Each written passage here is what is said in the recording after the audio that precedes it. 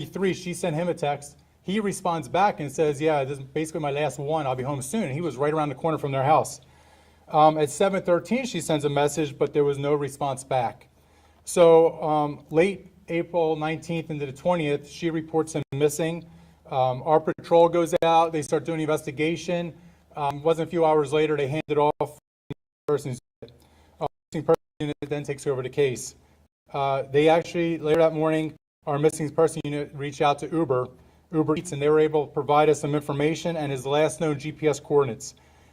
We post this information on our social media, hospitals, fire rescue, FHP, databases. We kept reaching out to find out, could he just been missing? Did something happen? That he was in a crash. So we're just trying to figure those things out. The GPS showed that he had gone, his last known location was 3438 Moog Road, which is down Holiday. Detectives went to the house, walked around it. There was nothing really suspicious on out there. Nobody answered the door. And so there's actually a body of water across the street. They looked over there to see if maybe something happened. There was no evidence of anything going on. But we kept following up on leads. On April 21st, we actually go back to the house at 3438 Moog Road. At that time, we were able to make contact with the roommate of the suspect. The roommate was able to provide us video, and you can actually see the victim walking up to the house to deliver food, but the video cuts off at that point. You can also see that, that was around 6:45 when the video cuts off, or 6:55, right there when he was walking up to that house. You actually see on the video that the following day, so that was the 19th when he delivered the food. You actually see on the following day, on the 20th, the suspect, Oscar Solis, was carrying trash bags with another individual, and you can see them carrying these trash bags around the side of the house. So our detectives did the right thing. They asked for permission to go through the trash bags, to go into trash bags. There was several of them. And unfortunately, what we found inside of some of those trash bags was human remains. So at that point, we held the scene as a crime scene. We were waiting for Emmy, the medical examiner, to come out. Forensics came out. But we were also able to make an arrest on Oscar Solis. He was arrested at that point for failure to register in Pasco County as a felon and violation of parole. He had been in parole in Indiana. He had just moved down to Florida back in January. And so you'll hear his background. He's a very violent individual. But we were able to make an arrest for those charges immediately. And so we knew at that point there was no public threat out there as to what happened. But for us, and this is what takes so long. I wish we were like those TV shows where we can solve everything in an hour. We can't. Our job at that point, first and foremost, is to make sure that there's no more public threat. We took care of that. Our second issue at that point was we had to identify the victim, and so the following day we were able to do that. But the other part too is we have to build a case. Because I know for many people, everybody wants things done immediately. I just want a solution. I want this done absolutely like within seconds, because we're used to that with Google. But the problem is it doesn't work that way in the real world with cases. And if we as a sheriff's office don't do everything we can from a forensic standpoint, from an investigative standpoint, hand it off to the state attorney's office, and they're not able to bring justice to the family, then we failed through the pipeline. So we can't fail. We have to do everything. And if it may be slow, it's slow, but it's going to be done right. And so that's the one thing we just want to make sure everybody understands out there, is that we couldn't give those updates because we did not want to hinder the investigation. After we were able to identify the victim and notify the family and have victim advocates out there, we were kept through the process. And then last evening, on April 24th, we arrested Oscar Solis for felony murder in conjunction with a robbery, because we were able to find the victim's wedding ring and car keys in another room in the house outside from where we believe the homicide occurred. And so a couple of things real quick. Talk about Oscar Solis. This guy's he's affiliated with MS-13 from Indiana. Like I said, he just came down here from Indiana like a month or two ago, 2 months or 3 months ago in January.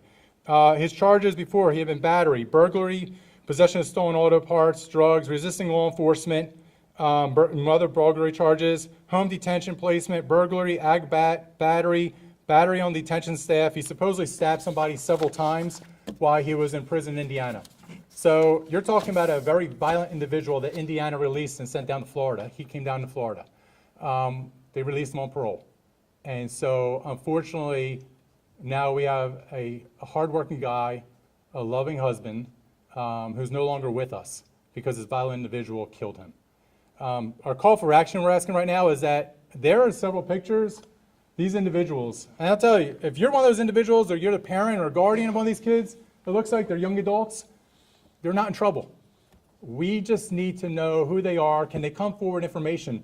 They were actually in the house about an hour before the homicide occurred. So if anybody has any information, please come forward. As I said, you're not in trouble. We just need to keep building this case because we in Florida will bring justice for this family. We'll ensure, through the state attorney's office that, the family realizes that we did everything we can because this victim, I go back to it's sad. It's horrible. And us as a command staff, we get these updates on the homicides, we get information. And as I start the press conference, and I'll tell you this, I kept asking, what's the connection? Because unfortunately, a lot of times in homicides, there's a connection there. Sadly, we know domestic violence is horrible. We know that, there's drug addiction, drug dealers that will shoot each other over drugs and, beefs over gang or other issues or business partners that are mad at each other. There's something that you can say, okay, there was passion, there was anger. This was absolutely a horrific crime of passion. This person, you always say the word evil, but this is demonic. This individual what he did was demonic. But at the same time, we couldn't answer the question why. What the relationship? There doesn't appear to be any relationship. All it appears is that there was a gentleman who was working, was doing his last delivery of the night, and this person killed him for no reason. And he took him away from his family. So please, if there's anybody out there, any other information, please provide it to us, get it to us. We're building up this case, we're working with the state attorney's office, but we're going to ensure that in Florida there will be justice. So with that being said, any questions? Those kids, do the roommate know who they are at all? I'm not sure. I'll let one of the detectives, if you guys know if they. It's Roger Middleton, Middleton. I'm a detective in the Major Crimes Unit. The roommate does not know any of the children, but says there's several children that come in and out of the home often. Do you expect, are you concerned that those children are alive or not? There's no indication anything other than they just were visiting the home. And the guy, he just moved here, so does he have any family here, the suspect at all? His father lives locally, and we've been in contact with him. Were he the suspect and the homeowner the only two that lived in that home, or do they rent, or who would those kids be visiting? It's unclear. That's why we're wanting to locate them and speak with them. But is the homeowner, is he the homeowner, or are they both renters? The home is rental. So are there any potential charges against the roommate or any other individual who may have known anything or participated in this? Well, that's what we're going to keep building the case, but it doesn't appear anything in the detectives found out that anybody knew anything. Even the other individual who's taking the trash bags out, just somebody who the father had sent over to help him. The father had somebody that would go over to drive him places, would take him places. So that was a person, just somebody's like, hey, I'll help you move the trash. The roommate actually made a comment to the detective saying, I was surprised the guy actually took trash out. Like, guy finally did something. The other information is that the suspect may be a gamer. So maybe that's why these other kids are over there. They're hanging out at the video games, not sure. But these are other things. This is why we need to figure out some of the information. He is, how old are we? 30? 30 years of age. And we don't know how old these kids are coming over there. They could be 18, they could be adults, they could be minor. That's what we don't know. Is there any relationship between the two roommates as to why this guy comes from Indiana and ends up in that house? So the house is leased to the roommate and this gentleman's father. And when he came down from Indiana, his father moved out and allowed Oscar to move in. And the roommate, he wasn't home at the time of any of this. Did he say where he was at? Or? He was not home, and it was corroborated. Are you guys aware of any MS-13 activity that this man was affiliated with other members of MS-13 in the area? I don't think. Yeah, nothing? No. And with him not having registered himself as a felon, what are the procedures in place to catch people that aren't registering themselves when they move states? So that, you can register with the Department of Corrections in the state of Florida, but you also have to register as a felon within the county. So he was not registered in the county as a felon. Correct, but what's the policy in place to, you know, follow up that people are adhering to the law in that regard? So it's a difficult thing. People, I mean, we're a big state, we're a large state. People they can register with DOC, but we don't know if they're in the county. So it's a very difficult task, and it's one of those things that it could be through a traffic stop. It could be through, you know, an arrest like this, interaction like this. That's when we find out that they didn't register. Like a crime has to be committed before you know, unless he's registered. Or an interaction. He could have went missing. And when we found him, we looked him up and said, oh, he failed to register in Florida. What's it been like working with Uber Eats and different delivery companies like this? We've seen a lot of violent incidents happening to delivery drivers, and how are those relationships? So when the sergeant was able to notify his liaison with Uber Eats, they were very quick to give us the information. I'd say it could have been Uber Eats, it could have been DoorDash, it could have been any delivery. I don't think this guy cared.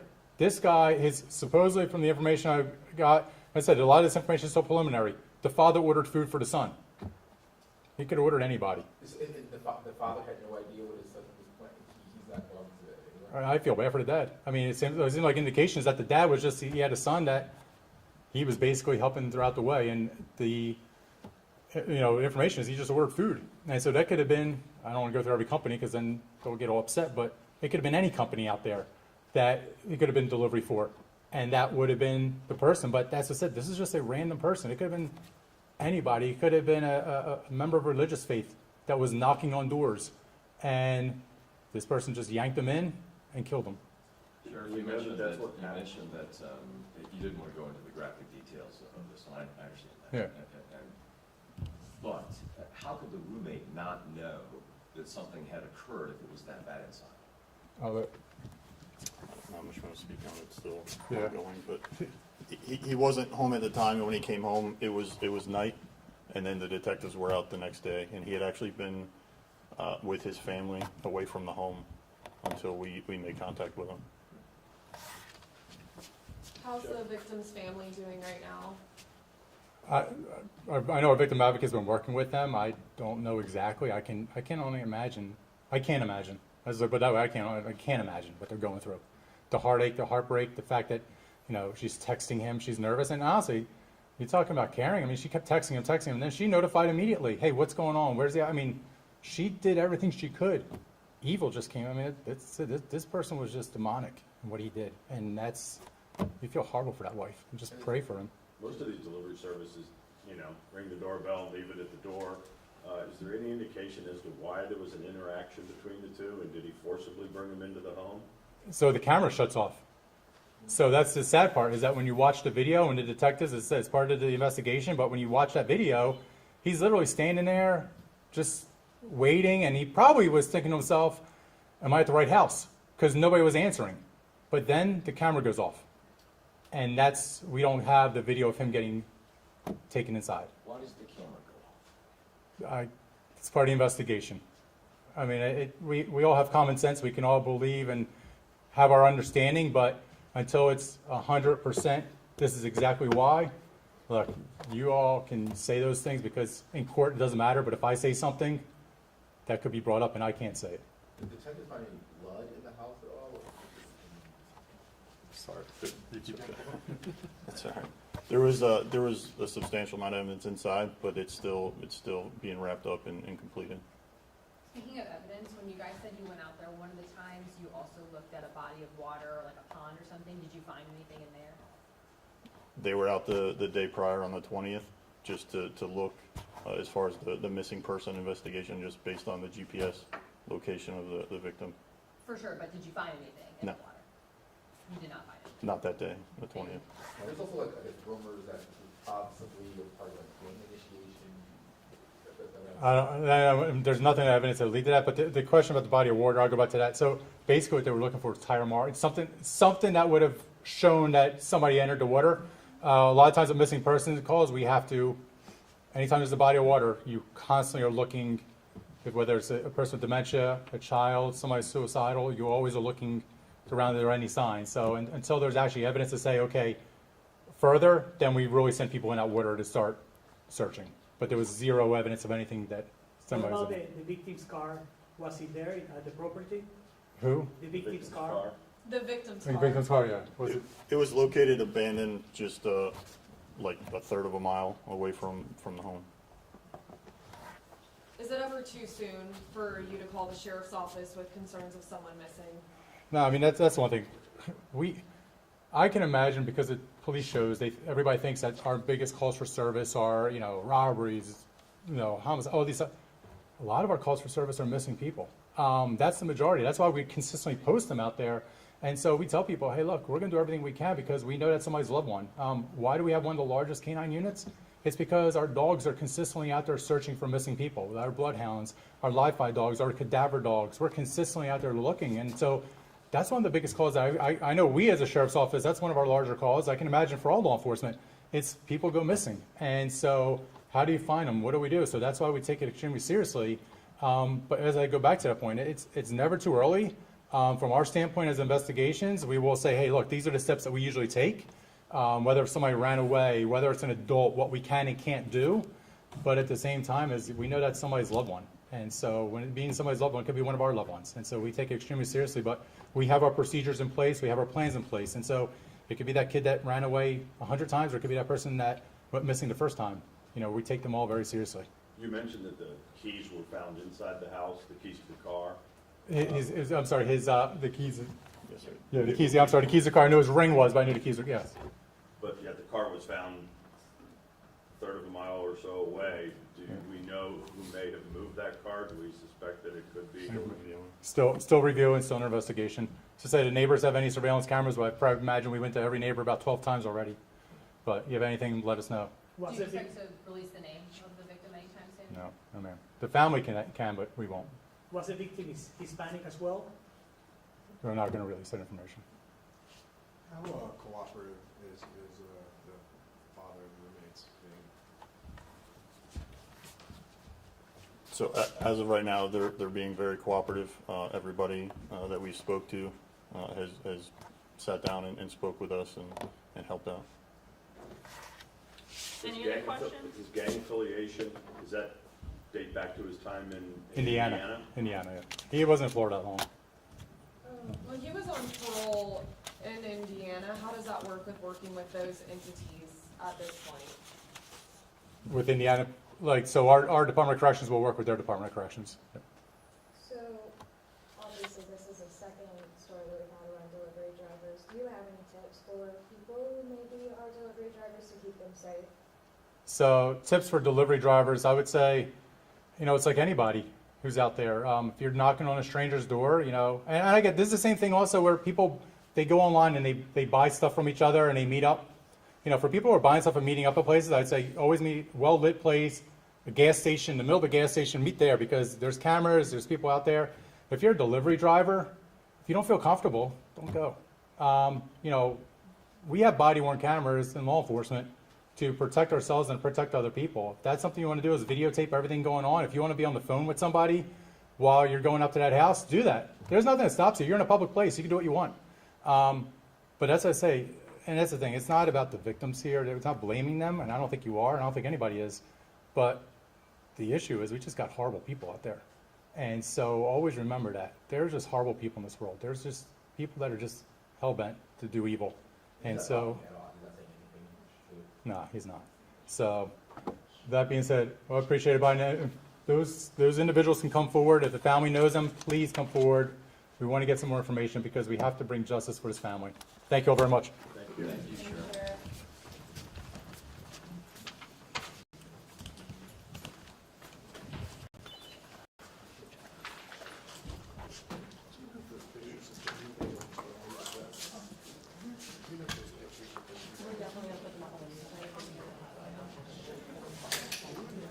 Can I get your log?